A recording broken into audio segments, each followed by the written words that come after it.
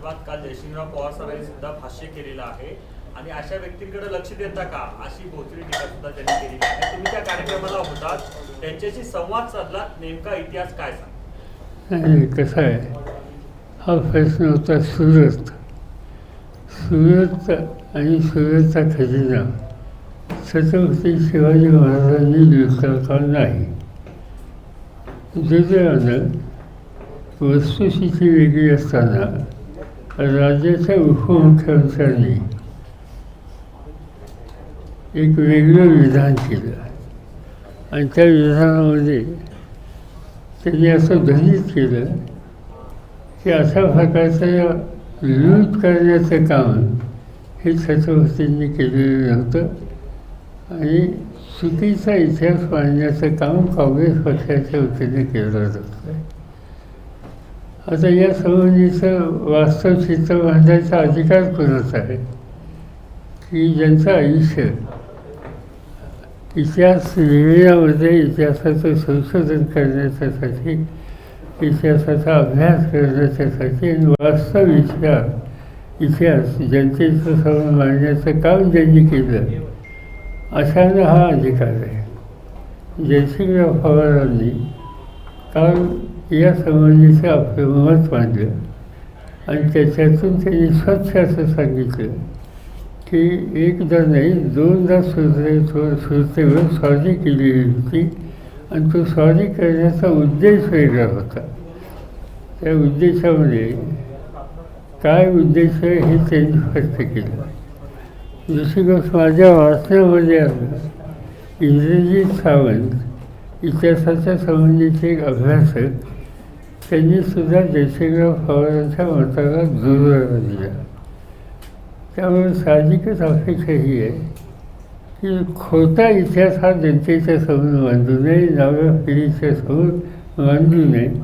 तो चुकीचा इतिहास मांडायचा कोणी प्रयत्न केला तर समाजामध्ये गैरसमज होतात खूप वेळेला आणि त्या दृष्टीनं त्या दोन इतिहासाच्या क्षेत्रातल्या जाणकारांनी जे मत व्यक्त केलं त्याचाच आदर ठेवणं योग्य होईल. मालवण बंदरावर किंवा किल्ल्यावर जो किल्ला उभारण्यात आलेला आहे त्या ठिकाणी शिवाजी महाराजांचा पुतळा बसवला.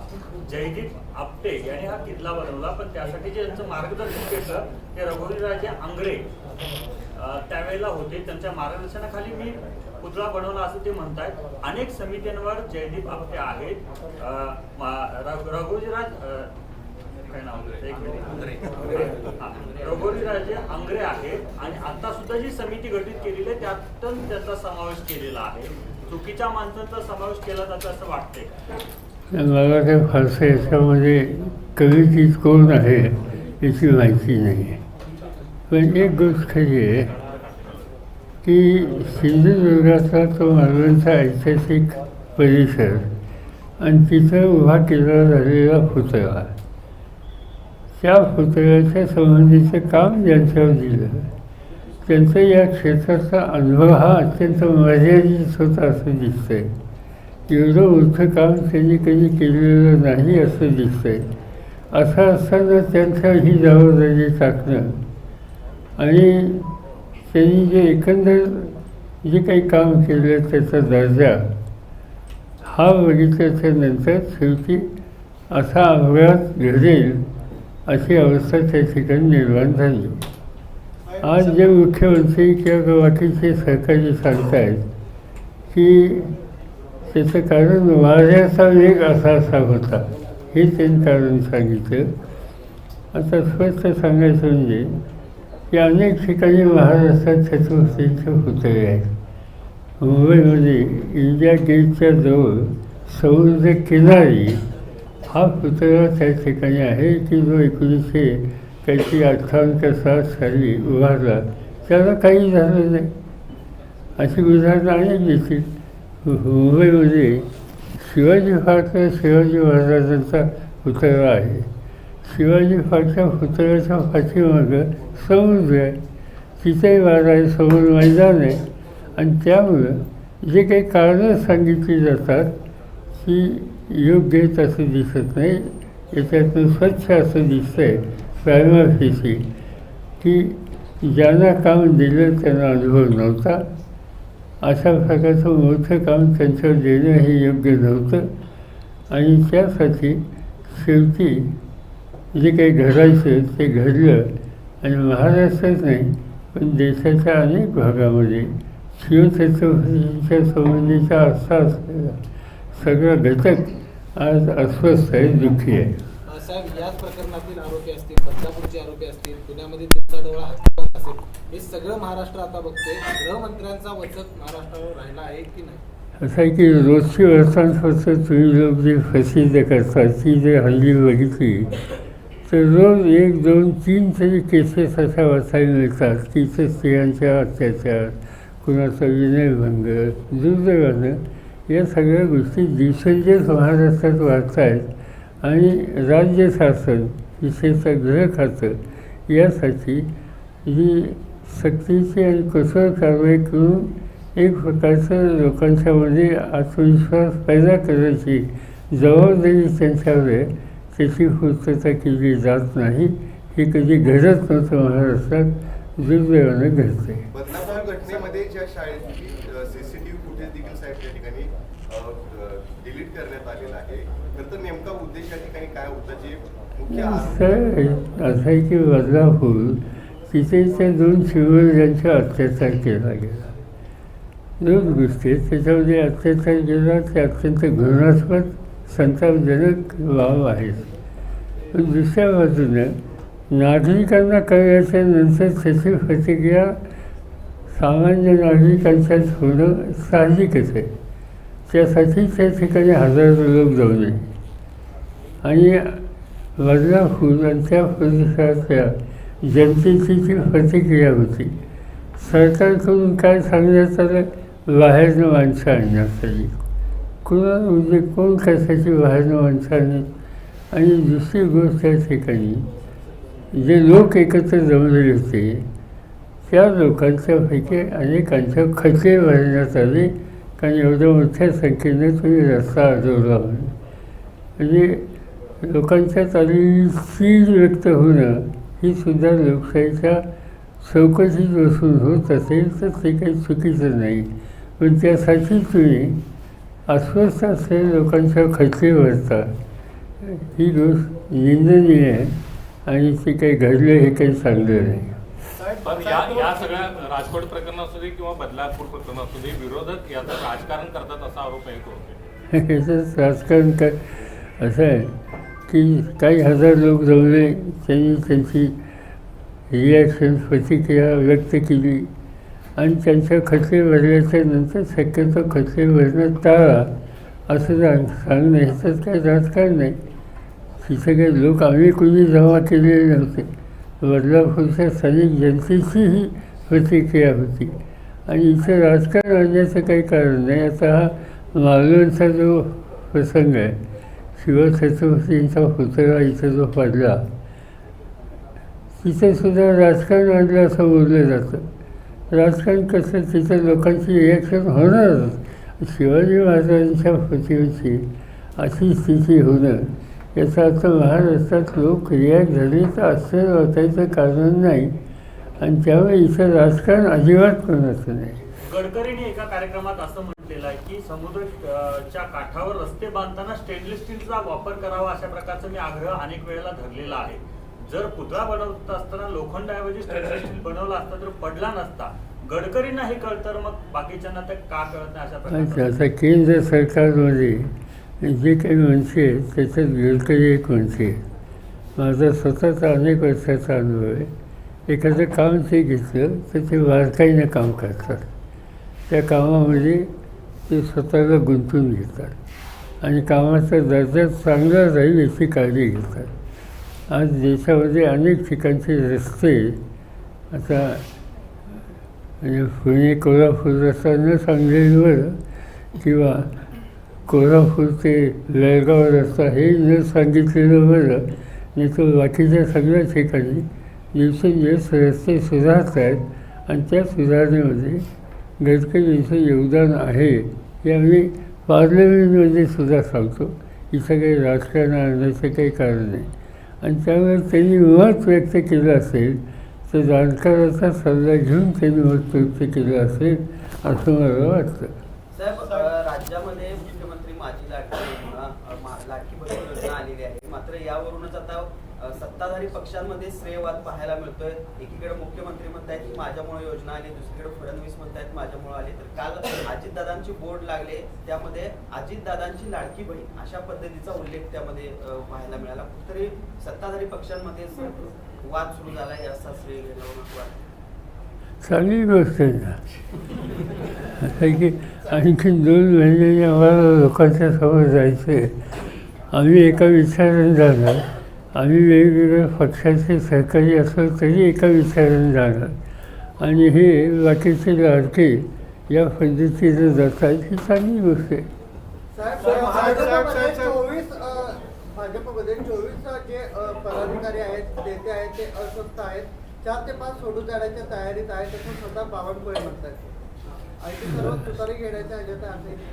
मला ठाऊक आहे. सर, महाराष्ट्राच्या विधानसभेच्या निवडणुकीच्या तोंडावर महाविकास आघाडीचा मुख्यमंत्री पदाचा चेहरा अजून जाहीर झालेला नाही आणि ठाकरेने सुद्धा काँग्रेस आणि राष्ट्रवादीकडे असे केले, तुम्ही जाहीर करा माझा त्याला पाठिंबाचं.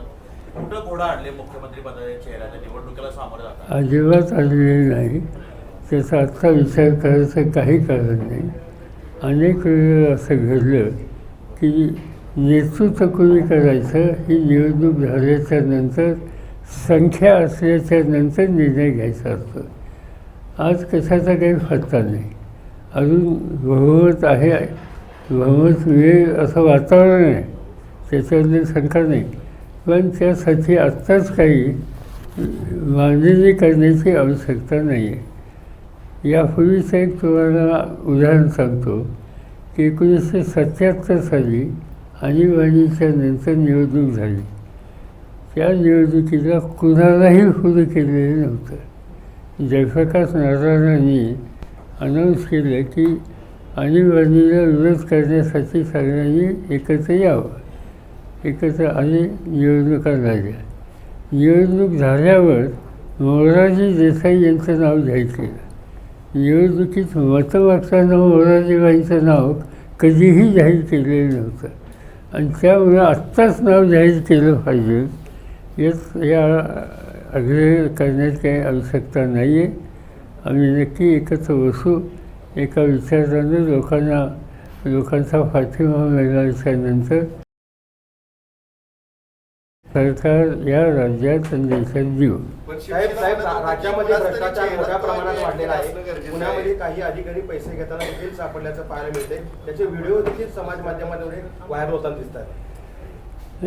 असं आहे की हे जे काही सिंधुदुर्गात घडलं, जे काही पुतळ्याच्या संबंधी, त्याच्यातसुद्धा त्याचा दर्जा आणि त्याचा निर्णय याच्यामध्ये भ्रष्टाचार असं लोकांच्या म्हणजे पक्की खात्री.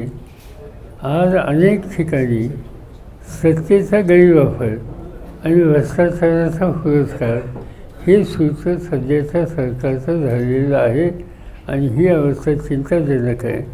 उद्याच्या निवडणुकीमध्ये आम्हाला लोकांच्याकडून जे मुद्दे लोकांच्या समोर मांडले जातील त्या ठिकाणी भ्रष्टाचार आणि त्याचे दुष्परिणाम या संबंधीची भूमिका आग्रहानं मांडली जाईल.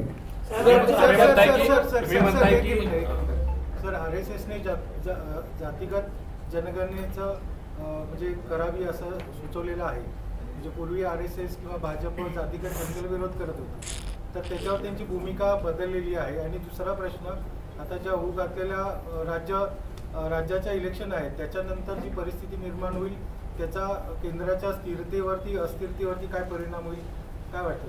जसं की आम्हा सगळ्यांची मागणी अशी होती की जातीय आधारावर जनगणना होण्याची आवश्यकता आहे. त्यामुळं तो निर्णय राबवल्याच्यानंतर लहान समाज जे असतात, छोटे छोटे समाज, त्यांचं नक्की संख्या आणि बळ हे लोकांच्या समोर येईल आणि त्यांना न्याय, सत्तेमध्ये न्याय वाटणी देण्याच्या संबंधीची स्थिती निर्माण होईल. आणि त्यामुळं जातीय जनगणना हा प्रश्न आम्ही सतत मांडत होतो. आता RSSसुद्धा त्या संदर्भात विचार करत असावं असं वृत्तपत्राच्या वाचून दिसतं आणि ते जर त्यांनी केलं तर त्याच्यात काही चुकीचं नाही. तुम्ही म्हणताय की निवडणुकीनंतर स्थिर सरकार देऊ, मात्र आता संघ सुद्धा ऍक्टिव्ह झालेला आहे. संघाचं म्हणणं आहे की आम्ही सुद्धा निवडणुकीत ऍक्टिव्ह होतो, पण मुख्यमंत्री भाजपचाच व्हायला पाहिजे. असं आहे की त्या त्या पक्षाला त्या त्या विचाराला त्यांची भूमिका मांडण्याचा अधिकार आहे. आम्ही असं म्हणतो की आम्ही जी आघाडी केलेली आहे त्या आघाडीचाच मुख्यमंत्री झाला पाहिजे. मग तो कुणी करा, तो काँग्रेसचा करा, तो उद्धव ठाकरेंचा शिवसेनेचा करा, तो राष्ट्रवादीचा करा, कुणी करा, त्याच्याबद्दल काही अंशात कोणाचं काही मतभेद नाही आहे. तसं दुसऱ्या बाजूने जर सांगितलं तर यांचाच असला पाहिजे तर त्यांचा अधिकार आहे. साहेब, महाराष्ट्राचं राजकारण बदलत चाललेलं आहे. आपण बघताय आता महाराष्ट्रातली परिस्थिती तुम्ही सांगितली आहे, पण जे 5 वर्षापूर्वी भाजपमध्ये काही कारणामुळे गेले ते आता घर वापसी करत आहेत. म्हणजे हर्षवर्धन पाटील सारखे नेते असू देत किंवा अन्य कोणी, त्यांना परत जे काही घर वापसी करतायत त्यांना परत घेणार का? नाही, साधारणतः आम्ही असा विचार करतो आहे की ज्या भागात त्यांचं काम आहे त्या भागात आत्ता पक्षामध्ये प्रामाणिकपणाने जे राहिले त्यांचं मत काय हे जाणून घेणं, त्या व्यक्तीची उपयुक्तता ही किती हे जाणून घेणं, त्या व्यक्तीचं सार्वजनिक जीवनाचं काम आणि चालीचं याची नोंद घेणं आणि त्याच्यामध्ये समाधान असेल त्या ठिकाणी अशांचं स्वागत आहे. बाकी त्यांच्याबद्दल तिथल्या स्थानिक नेत्यांना विश्वासात घेऊन निर्णय घ्यावे लागतील. आता कालच मी कागदला गेलो होतो, संवर्धन सिंग या ठिकाणी बसले. त्यांनी हा निर्णय घ्यावा, त्यांची अशा प्रकारची अपेक्षा आमच्या सगळ्या सहकाऱ्यांची आधीपासूनची होती. त्यांचं सार्वजनिक जीवनाचं चालीचं काम करण्याची पद्धत, हातामध्ये असलेल्या संस्थाच एक स्वच्छ कारभार जीवन चालवण्याच्याबद्दलची भूमिका, या सगळ्या गोष्टीच्यामुळं त्यांच्यासारख्या सहकाऱ्यांनी चुकीच्या जागी बसू नये, इथंच यावं असा आग्रह आमच्या अनेक मित्रांचा होता आणि सुदैवाने त्याला प्रतिसाद त्यांनी दिला. अशा व्यक्तींचं स्वागतच करायला आम्ही सज्ज आहोत. यापेक्षा अधिक काही सांगायची आवश्यकता नाही. लोकसभेच्या निवडणुकीमध्ये इंडिया आघाडीनं जो पंतप्रधान पदाचा चेहरा जो आहे तो जाहीर केला होता आणि म्हणूनच कमी प्रमाणात ज्या जागा आपल्याला मिळाल्या त्या कमी होत्या अशी शिवसेनेची त्यावेळीची भूमिका होती. आता देखील मुख्यमंत्री पदाचा चेहरा आपण डिक्लेअर करावा अशी त्यांची सांगितलं, त्याचं उत्तर दिलं मी आता. तुम्ही राज्यभर तुम्ही फिरता, काल पण तुम्ही भाषणात म्हटलं की आम्हाला परिवर्तनाची संधी आहे महाराष्ट्रात. तुम्ही फिरता महाराष्ट्रात, तर काय परिवर्तनासंदर्भात आपले काय होईल परिवर्तन किंवा काय? सरळ असं दिसतं की आज ज्यांच्या हातामध्ये जे देशाचं आणि राज्याचं प्रशासन आहे, सत्ता आहे, तिथं लोकांचा विरोध आहे.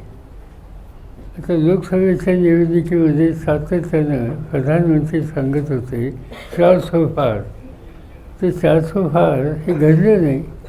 ते शेवटी 230, 232 अशा जागेवरती येऊन पोहोचले आणि सरकार बनवायला सुद्धा चंद्रबाबू आणि नितीशची मदत नसती तर सरकार झालं नसतं. ही अवस्था त्यांची आलेली. लोकांनी त्यांना त्यांची जागा दाखवली. तीच गोष्ट राज्याचा प्रशासन कारभार ज्या पद्धतीने चालतो ते पाहिल्याच्या नंतर महाराष्ट्रात सुद्धा आम्हाला असं दिसतंय लोकांना बदल हवा आहे. आता तो बदल हवा असेल तर आमची जबाबदारी आहे की आम्ही जे एकत्र आलेलो आहोत, एकीचं दर्शन दाखवेल, कार्यक्रम लोकांच्या समोर दाखवतील आणि निवडणुकीमध्ये परिवर्तनाला प्रतिसाद देण्याच्यासाठी आम्ही सगळे मिळून एकत्र कष्ट करू, याची आज आवश्यकता आहे आणि आम्ही त्या रस्त्याने चाललेलो. उमेदवारांची चणचण भासत होती. आताच्या निवडणुकीत काय चित्र आहे? कारण अनेक जण इच्छुकांच्या रांगा आपल्याकडे लागलेल्या आहेत, म्हणजे महाविकास आघाडी. मागच्या वेळेस सुद्धा चणचण नव्हती आणि आत्ताही चणचण नाही. फक्त एकच आहे की आम्ही आता मागच्या वेळची निवडणूक केंद्राची होती आणि केंद्राच्या निवडणुकीचं एक वेगळंच चित्र मागच्या वेळेस होतं. निवडणूक सुरू झाली त्यावेळेला तुम्ही लोकांनी एक चित्र असं तयार केलं की मोदी है तो नामुमकिन है अशी एक भूमिका लोकांच्या समोर मांडली आणि त्यामुळं मोदीशिवाय दुसरा पर्याय नाही असं एक चित्र निदान उभं झालं होतं ते वास्तव नव्हतं. आज तशी स्थिती नाही. साहेब, राज्यात एसटी कर्मचाऱ्यांनी पुन्हा एकदा नितीश कुमार बेमुदत आणि संपाचा चंद्रबाबूंना आपल्याकडे खेचण्याचा नितीश कुमार काय प्रयत्न सुरू आहेत का किंवा येणाऱ्या राज्याच्या इलेक्शन नंतर त्याला गती प्राप्त होईल? असं आहे की हे दोघंही अनेक वर्ष सार्वजनिक जीवनात काम करणारे नेते आहेत.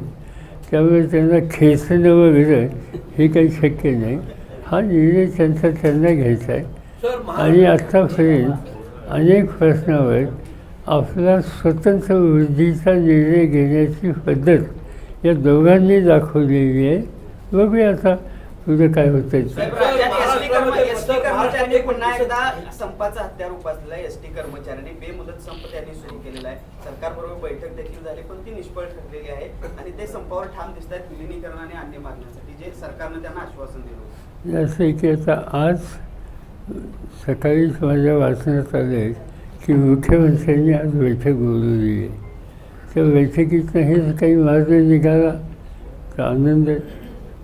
एस टी कामगारांची जी मागणी आहे त्याच्याबद्दल राज्य सरकारने सहानुभूतीपूर्वक निर्णय घ्यावा, त्याच्यात मदत त्यांना करावी आणि शक्यतो लवकरात लवकर हा प्रश्न सोडवावा. आणि त्याचं कारण की आणखी 1 दिवसांनी 2 दिवसांनी एस टीने कोकणामध्ये जाणारा मुंबईकर असेल किंवा कोल्हापूरकर असेल हा एक मोठा वर्ग असतो. सणासुदीचे दिवस आहेत आणि त्याच्यात लोकांना यातना होऊ नयेत अशी भूमिका राज्य सरकारने घ्यावी आणि एस टी कामगारांच्या प्रश्नाची लवकर सोडवणूक करावी. साहेब, सणासुदीचे दिवस आहेत त्यामुळे संप करू नये असं आवाहन मुख्यमंत्र्यांनी देखील केलेलं आहे. मात्र सदाभाऊ खोत असतील, पडळकर जे भाजपशी संबंधित आहेत त्यांनी मात्र या सगळ्या संपाला पाठिंबा दिला आहे आणि बेमुदत संप चालू ठेवावा असं म्हटलंय. कुठेतरी विरोधाभास दिसतोय का दोन्ही? सरळ याचं दिसतं की सरकार एक सांगते आणि त्यांचे सहकारी दुसरं सांगते आणि याची किंमत सामान्य प्रवाशांना द्यावी लागते. याची नोंद महाराष्ट्रातील लोक घेतली. महाविकास आघाडीने जो मोर्चा काढला होता, चप्पल मारून मोर्चा काढला होता, ती महाराष्ट्राची संस्कृती नाही अशा पद्धतीची टीका मुख्यमंत्री आणि उपमुख्यमंत्र्यांनी केलेली आहे. असं आहे, महाराष्ट्राची ही संस्कृती आहे का की छत्रपती शिवाजी महाराजांची प्रतिमा ज्यांना अनुभव नाही, ज्यांचा बनवण्याचा दर्जा याबद्दलची खात्री नाही, अशा लोकांच्या हातात देऊन एक महाराष्ट्राच्या जनतेच्या अस्मितेला धक्का बसेल अशा प्रकारच्या गोष्टी करायच्या. आणि ह्या गोष्टी कुणाबद्दल करायच्या? छत्रपती शिवाजी महाराजांच्याबद्दल. उद्या त्याला छत्रपती शिवाजी महाराज असोत, राजर्षी शाहू महाराज असोत, आंबेडकर असोत किंवा महात्मा ज्योतिबा फुले असोत, यांच्याबद्दल कुठल्याही प्रकारची अनादराची गोष्ट कोणाकडनं घडली तर महाराष्ट्रातले सर्वसामान्य लोक हे कधी स्वीकारत नाहीत. आणि त्यामुळे आत्ता जे घडतं आहे तसंच घडतं आहे आणि त्याचे परिणाम होत. अन्नधान्याच्या कमतरतेसंदर्भात काल आपण भाषणात उल्लेख केला. अन्नधान्याची कमतरता आहे, बाहेरच्या देशातून धान्य मागवावं लागतंय. खरं तर केंद्र सरकारची भूमिका जी आहे शेतकऱ्यांच्या संदर्भातली ती चुकत आहे, त्यामुळे सगळं घडतं. नेमकं काय विश्लेषण? असं आहे की जो देश भारत जगातल्या 18 देशांना अन्नधान्य निर्यात करत होता, जगातलं 2 नंबरचं गव्हाचं उत्पन्न भारतात होतं, जगातलं 1 नंबरचं तांदूळाचं उत्पन्न भारतात होतं. आज तोच भारत काही प्रमाणात गहू आयात करतो आहे, ही गोष्ट चांगली नाही. आणि त्याच्या कारणामध्ये जर गेला तर उत्पादन खर्चाचा विचार करून उत्पादनाची किंमत ही जी शेतकऱ्याला द्यायला हवी आहे त्या संबंधीचं धोरण वास्तव आजच्या सरकारचं नाही. आणि त्याचा परिणाम शेवटी शेतकरी अन्य पिकाकडे वळतो आणि आयातीचं संकट हे आपल्याला येतं. याचा स्वच्छ अर्थ आहे की शेतकरी आणि त्याचा व्यवसाय या संबंधीचा सहानुभूतीचं पाठविण्याचं धोरण हे केंद्र सरकारने आखायला हवं आहे. ते आखले जात नाहीत. त्याचे दुष्परिणाम आहेत. मोदी राजवट ही शेतकऱ्यांच्या हिताची नाही. आता उदाहरणार्थ आपल्याकडं साखर धंदा आहे. ऊसाचा गळीत झाल्याच्या नंतर मोलॅसिसमधून आपण इथेनॉल बनवतो, आणखीन काही गोष्टी करतो. आता हे अधिक 2 पैसे मिळवायचं आणि देशात अधिक संपत्ती वेगळ्या पद्धतीची तयार करण्याची पद्धती आहे. मध्यंतरी त्याच्यावरच बंधन घातले. अशा बंधनं घालायची कारणं नव्हती, पण चुकीची धोरणं आखायची आणि त्याचे दुष्परिणाम शेवटी उत्पादनावर होता. शेतकरी अस्वस्थ होतो. तर महाराष्ट्राच्या आरोग्य यंत्रणेचं प्रचंड प्रमाणात खाजगीकरण चालू आहे. ॲम्ब्युलन्स असतील, महालॅब असेल, सुरक्षा यंत्रणा असतील. आता महाबळेश्वर सेंटर सुद्धा खाजगी संस्थेला दिलेलं आहे. याबाबत जनतेचा रोष आहे आणि विरोधी पक्ष म्हणून आपली त्यावर आवाज उठवणं काय? असं की मी काय त्याच्या खोलात जाऊन अभ्यास केलेला नाही, पण साधारणतः आरोग्यविषयक सुविधा द्यायची जबाबदारी सरकारला टाळता येणार नाही. आणि सरकार त्याचं खाजगीकरण करून जर सामान्य माणसाला आरोग्याच्या संबंधी प्रत्येक गोष्टीचं एक अर्थकारण संकटात येणारी भूमिका घेत असेल तर ती योग्य नाही. महाराष्ट्रातली राजकीय परिस्थिती आपण मागापासून 2-3 वेळा सांगितलेली आहे. सगळे वेगवेगळे सर्वे जाहीर होत आहेत. कधी इकडं दुःखचं माप दिलं जातं, एकदा इकडं दुःखचं माप दिलं जात आहे. आपला सर्वे काय सांगतो किंवा आपलं काय होत आहे? माझा सगळे तुम्ही लोक काही लिहितात त्याच्यावर. बाकी निवडणुकीला काही अवघ्या महिने राहिलेले आहेत. जागा वाटपाचा तिढा साधारण कधीपर्यंत सुटेल? आता पहिल्या टप्प्यात किंवा दुसऱ्या टप्प्यात कुठंपर्यंत निर्णय आलेला? असं पहिला टप्पाही झाला नाही, दुसरा टप्पाही झाला नाही. शक्यतो 7, 8, 9 या 2-3 दिवसामध्ये राष्ट्रवादी पक्ष आमचा, काँग्रेस पक्ष आणि उद्धव ठाकरेंच्या नेतृत्वाखालचा पक्ष एकत्र बसतील आणि ही प्रक्रिया सुरू होईल. मी त्या चर्चेत नाही आहे. आमचे बाकीचे सहकारी. माझी फक्त इच्छा एकच आहे की जसं आम्ही 3 पक्ष एकत्र बसतो तसं महाराष्ट्रात काही ठिकाणी डाव्या विचारसरणीचे काही पक्ष आहेत. उदाहरणार्थ शेतकरी कामगार पक्ष, उदाहरणार्थ CPI, CPM, त्यांची बलेस्थानं काही आहेत, मर्यादित असतील पण आहेत. आणि कालच्या निवडणुकीमध्ये या सगळ्यांनी आम्हा सगळ्यांना सहकार्याने साथ दिली होती. त्यामुळे त्यांच्यासह ही चर्चा करावी आणि हा प्रश्न लवकर निकालात घेऊन प्रत्यक्ष निवडणुकीच्या प्रक्रियेला सुरुवात करावी अशी धारणा माझी आहे. आणि मी आमच्या बाकीच्या मित्रांना आग्रहाने सांगणार आहे. निवडणूक लांबवण्याचा एक प्रयत्न सुरू आहे. कारण हरियाणा आणि जम्मू काश्मीर आपली निवडणूक जाहीर होती दरवेळी. गेली 2 निवडणुका तशा झाल्या आणि आता निवडणूक लांबवली जाईल का? कारण हे असं आहे की आता एक प्रधानमंत्र्यांनी 15 ऑगस्टच्या भाषणामध्ये आणि त्यानंतर सुद्धा हे सांगितलं की एकाच वेळेला सगळ्या निवडणुका होणं देशाच्या हितात आहे. हे त्यांनी जाहीर केलं. आणि दुसऱ्या दिवशी हरियाणा, झारखंड, महाराष्ट्र याच्या निवडणुका जाहीर झाल्या आणि त्याच्या तारखा वेगळ्या वेगळ्या. आदल्या दिवशी प्रधानमंत्री सांगतात ह्या एकत्र निवडणुका घेणं ह्याची अत्यंत गरज आहे, नाही तर प्रशासनावर परिणाम होतो. आणि दुसऱ्या दिवशी अशा प्रकारचा निर्णय वेगळ्या निवडणुका घ्यायचा हा दाखवून याचा स्वच्छ अर्थ आहे की बोलायचं एक आणि करायचं एक ही भूमिका त्याच्याबद्दल जी तक्रार असते ती तक्रार सत्य आहे. राज्यात तिसऱ्या आघाडीचा प्रयोग एक सुरू आहे. जर तशा पद्धतीचा प्रयोग यशस्वी झाला तर फटका कुणाला बसेल असं वाटतं? कारण ज्या पद्धतीनं ही चर्चा संभाजीराजातील प्रहार असेल. माझ्याकडे तशी काही माहिती नाही. पण लोकशाहीमध्ये कुणालाही निवडणुकीला सामोरं जायचा अधिकार आहे.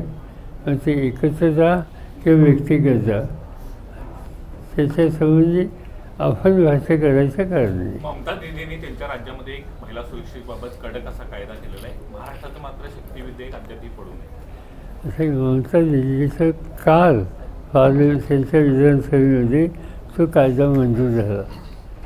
महाराष्ट्रात आता विधानसभा होईल असं दिसत नाही, निवडणुकाच होती.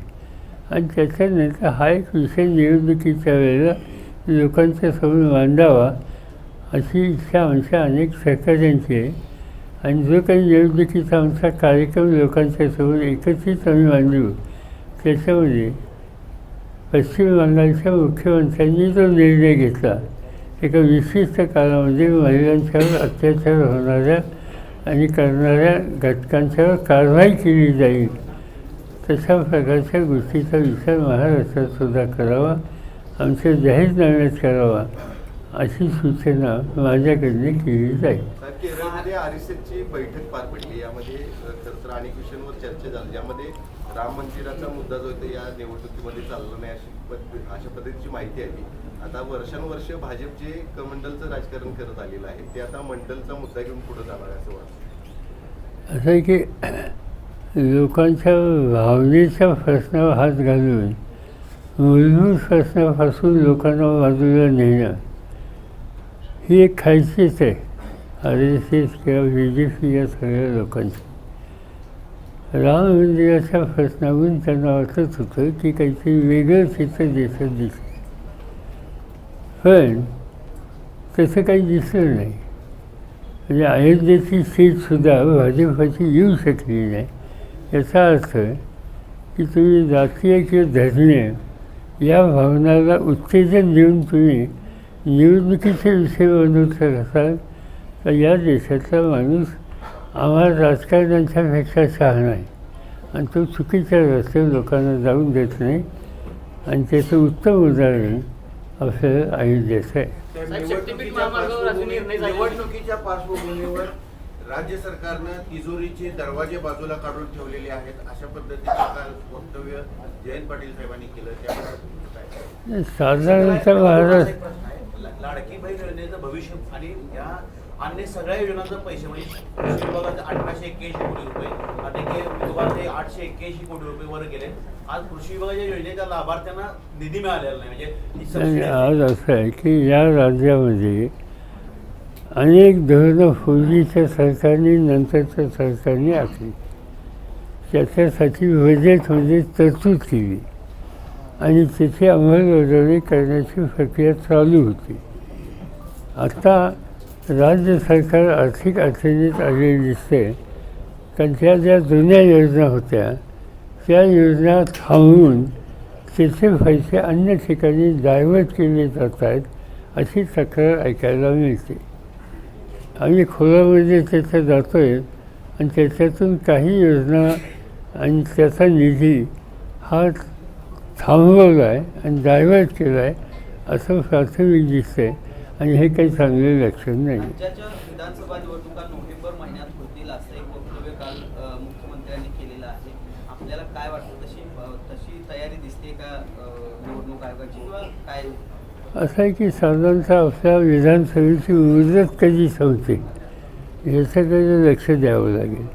आणि ते जर बघितलं आपण तर व्यक्तीच्या मला खात्री नाही आहे, माझा अंदाज आहे की साधारणतः नोव्हेंबर महिन्याच्या दुसऱ्या आठवड्यापर्यंत निवडणुकीची प्रक्रिया महाराष्ट्राची संपू शकते. जागा वाटपाची चर्चा अजून सुरू व्हायची आहे. काल तुम्ही कागलची जागा डिक्लेअर केली, कुठेतरी विरोधाभास नाही का जेव्हा उद्धव ठाकरेंनी सांगलीची लोकसभेची जागा उमेदवारासहित डिक्लेअर केली, थोडंसं तुम्ही त्यावेळेस म्हणजे हे चुकीचं आहे वगैरे असं बोलला होता, प्रतिक्रिया किंवा काही विरोधाभास सहमती झालेली आहे? असं की याची चर्चा केलेली नाही, म्हणजे कागलची जागा मी डिक्लेअर केलेली नाही. कागलच्या जनतेनं संबंधितांना संधी द्यावी असं आव्हान त्यांना दिलेलं आहे.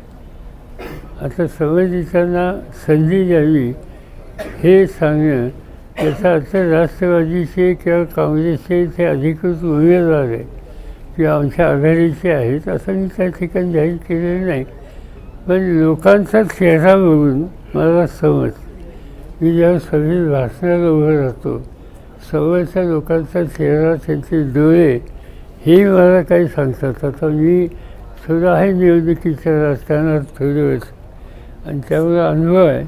आणि त्या अनुभवामुळे मी कालच्या सभेला गेल्याच्या नंतर कागलकरांनी निर्णय घेतलेला दिसतो असं मला दिसत होतं. शेवटी लोकांच्या निर्णयाचा आदर करणं हा कुठल्याही राजकीय कार्यकर्त्याची जबाबदारी आहे.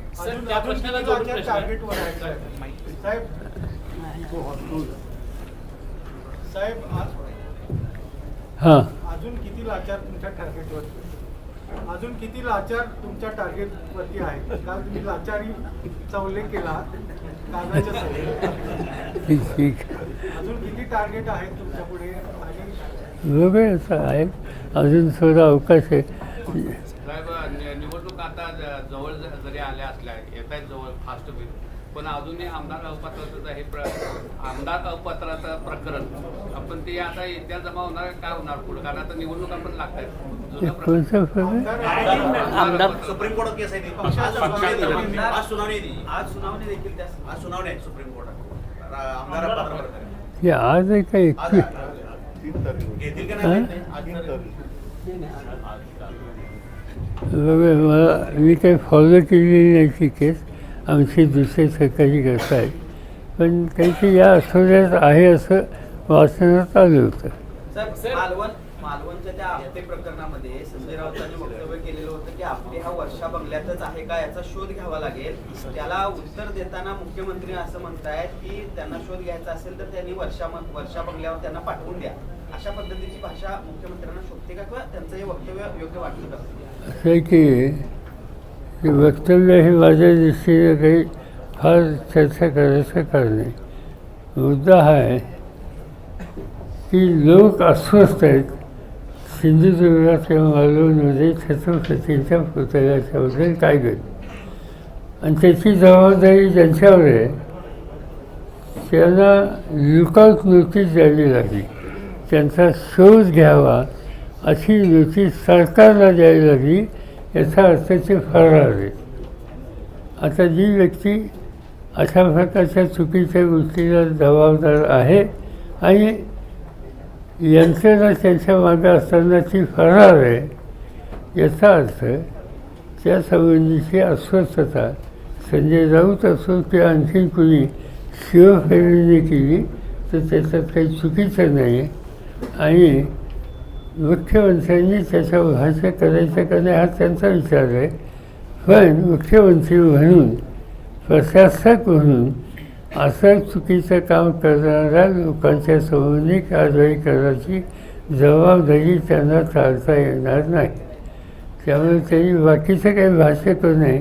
जो कोणी गुन्हेगार असेल त्याला पकडण्याच्यासाठी आपल्या सत्तेचा वापर लवकर करावा.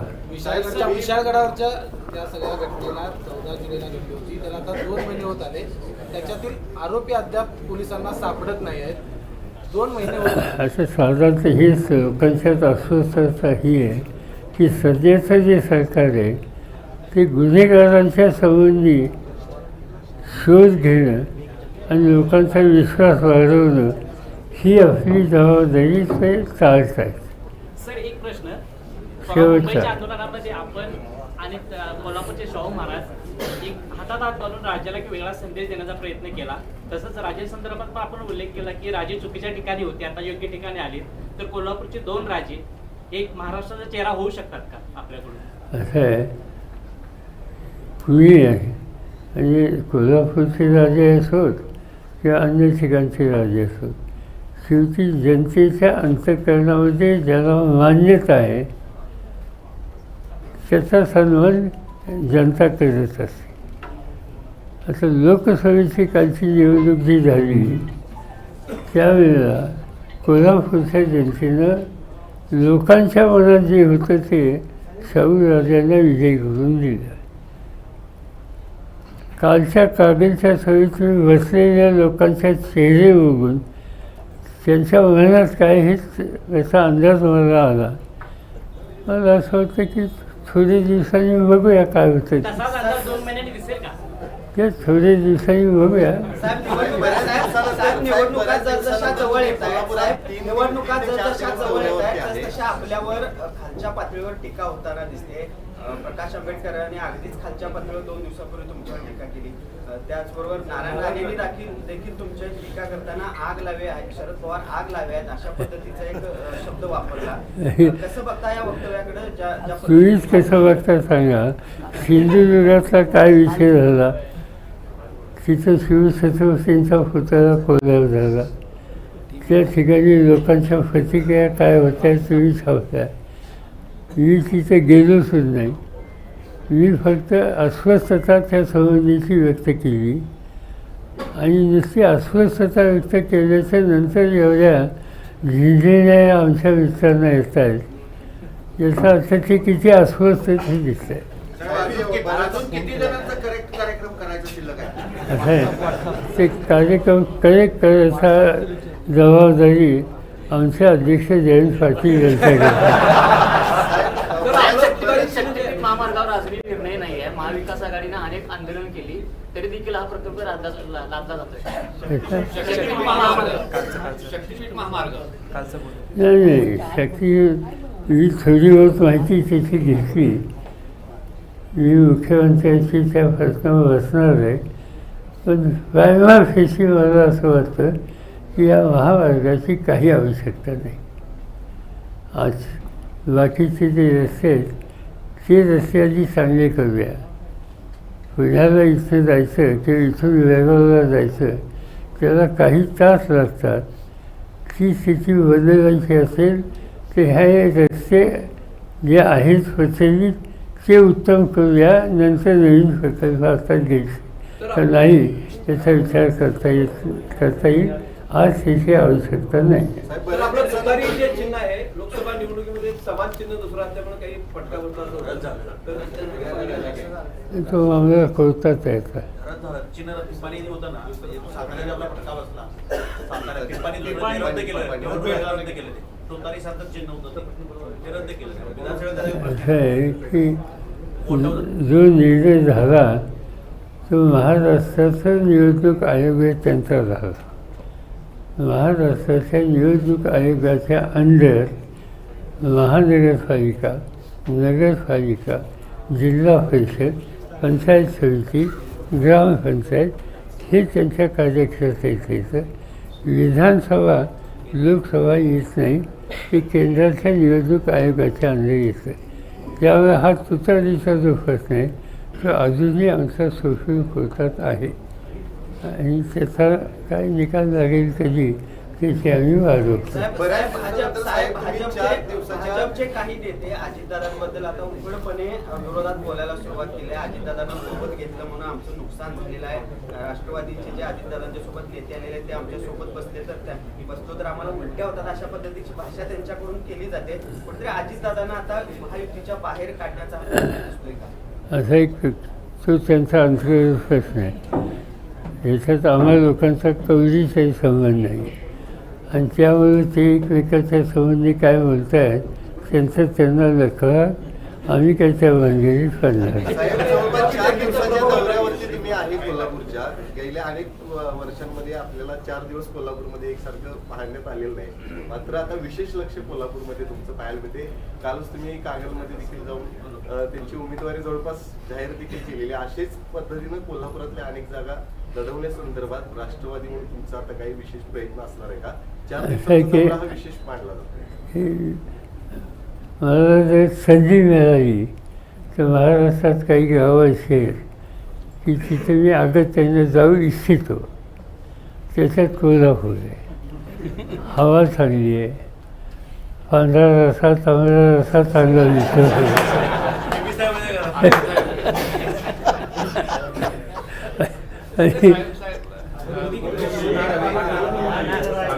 ठीक आहे नाही झालं ठीक. आणि कोल्हापूर कसं आहे की कुठल्याही गोष्टीवर आता कालच मला कोणतरी सांगत होतं, माझ्या गाडीत कोणतरी होतं तुमच्याबद्दल बोलत नाही. तुम्ही जात असताना एक पॉईंट असा होता की तिन्ही बाजूचे रस्ते अडवले ते पोलीसचे लोक आम्ही लोक जातात खूप सारे रस्ते अडवतात. तर माझ्या शेजारी बसलेले लोक म्हणत होते की म्हणजे मी अनेक कशाचे आजवतात हे योग्य नाही.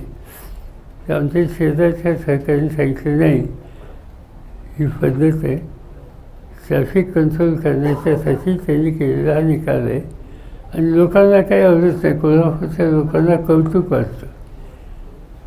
मी म्हणलं की हा कौतुक वाटतं का नाही माहीत नाही, पण लहानपणापासून मी कोल्हापूरला येऊन जे काय ऐकलंय शिकलो आहे की अशा गाड्या थांबवल्या तर कोल्हापुरात ज्याची गाडी थांबवली त्याची प्रतिका येईल. कोण सुकाळीचा चालू आहे तो गाडी आली